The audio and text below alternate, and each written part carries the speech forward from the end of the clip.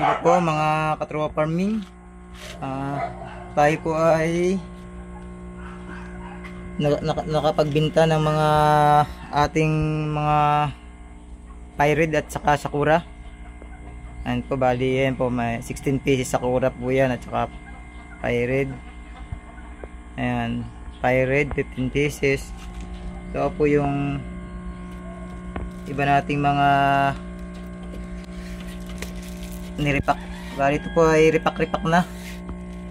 Ipapadala na lang po natin sa ating buyer. Maraming salamat po sa aming buyer. Ayan po, Sir Chris. Ito na po yung ating mga in-order ninyo sa aming mga dwarf na Pyrid at saka Sakura. Ayan po. Ayan po, bali mayroon na rin pong kasama mga halaman. Bibigyan po natin siya ng pring halaman. Ayan po.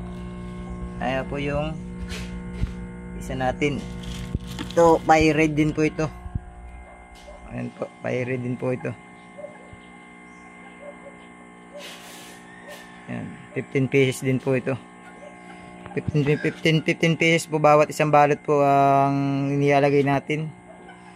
Kaya naman po natin ilalagyan ng halaman para po sa biyahe meron po silang madapuan nang di po sila magkalug-kalug, para relax po sila sa biyahe. Ayan po. Atimunan to Lucena City po ang dala nitong ating mga dwarf na hipon na Pyrid at saka Sakura. Ayun, bali ito po ay kinondisyon na po natin ng 2 araw.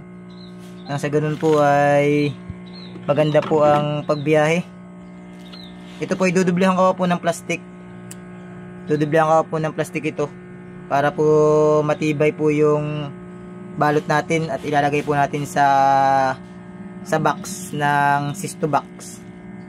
Ano, yan, kukuha po tayo dito mamaya ng ating halaman, ipipre po natin sa ating mabait na buyer. Ang bayad lang po sa akin ng aming buyer ay GCash lang po namin, GCash lang po. Ayan po mga maminsor, i-update ko po kayo pag po nailagay natin sa lagayan sa box. Yan po, ito na po. Bali dito po natin ilalagay sa kahon. Ayan, sa kahon po ng sisto. Kasyang-kasya na po yan. Bali, ilang piraso ba ito? 1, 2, 3, 4, 5, 6, 7. Ayan, bali 7 pong balot ang ating ipapadala sa ating buyer.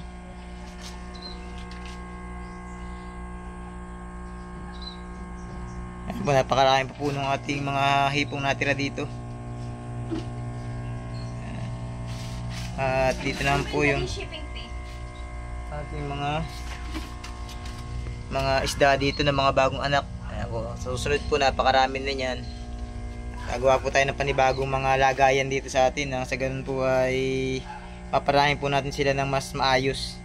At ito po pala ay maganda rin pong pagkakitaan. Tama-tama po mga katropa farming.